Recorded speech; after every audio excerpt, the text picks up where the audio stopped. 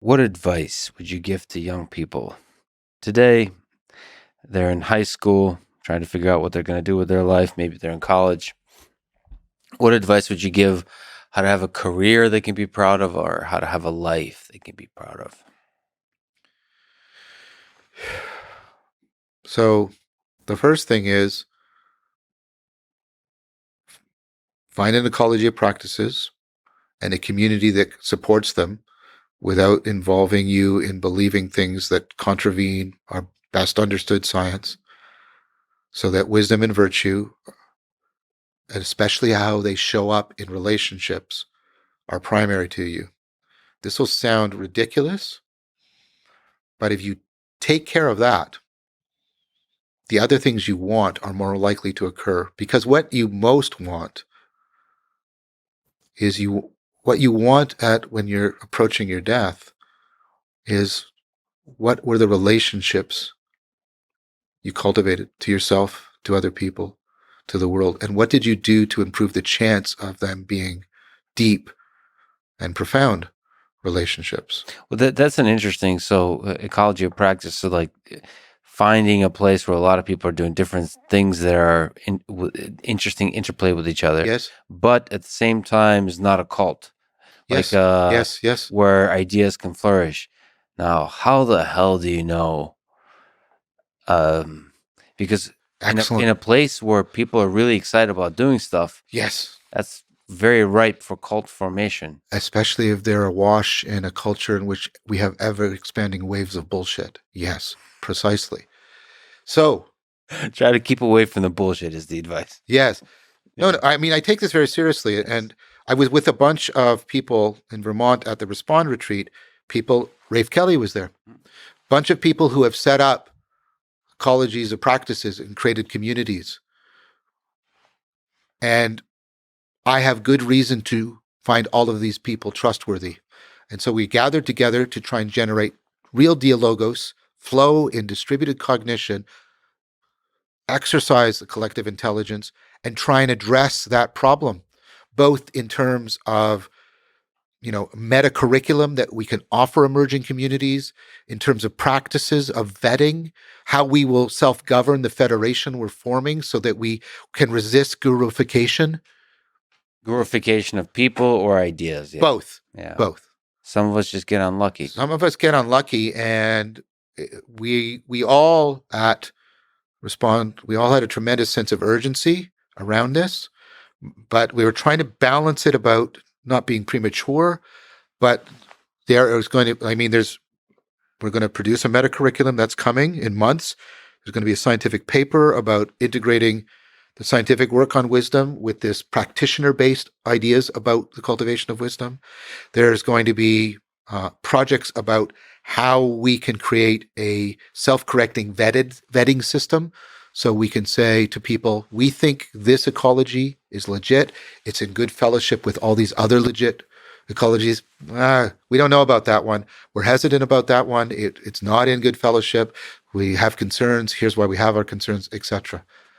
And you may say, well, who are you to do that? It's like, nobody, but somebody's got to do it, right? And that's what it comes down to. And so we're going to give it our best effort. It's worth a try. You talked about the meaning crisis in human civilization, but in your own personal life, what has been a dark place you've ever gone in your mind? Has there been difficult times in your Yeah, life yeah. where you really struggled? Yes. So when I left fundamentalist Christianity, and for a while I was just sort of a hard-bitten atheist. The problem with leaving the belief structure was that I didn't deal with all the non-propositional things that had gotten into me. All the procedures and habits and all the perspectives and all the identities and the trauma associated with that. So, I required therapy. It required years of meditation and Tai Chi, and I'm still wrestling with it. But for the first 4 or 5 years, I described it like this. It was I called it the black burning. I felt like there was a a blackness that was on fire inside of me, precisely because the religion had left a taste for the transcendent in my mouth, but it had the food it had given me, Yeah. food in square quotes, had soured in my stomach and made me nauseous. And the juxtaposition of those seemed like an irresolvable problem for me. That was a very, very dark time for me. Did it feel lonely? When it was very bad, it felt extremely lonely and deeply alienating. The universe seemed absurd. And there was also existential anxiety. I talk about these things for a reason. I don't just talk about them as things I'm pointing to. I'm talking about them as seeing in myself and in people I care, having undergone them, and how they can bring you close to, self-destructive. I started engaging in kinds of self-destructive behavior. So the meaning crisis to you is not just the thing you look outside and see many people struggling. You yourself are struggling. Well, but that's in fact the narrative. Is I struggled with it, thinking it was a purely personal, idiosyncratic thing. I started learning the Cog Psi. I started doing the Tai Chi and the meditation. I started doing all this, right, Socratic philosophy. And when I started to talk about these pieces, I saw my students' eyes light up, and I realized, oh wait. Maybe this isn't just something I'm going through. And then talking to them and then doing the research and expanding it out, it's like, oh, many people in a shared fashion and also in an individual lonely fashion are going through meaning crisis. Well, we talked a lot about wisdom and meaning, and you said that the goal is to love wisely. So let me ask about love. What's the role of love in the human condition? It's central.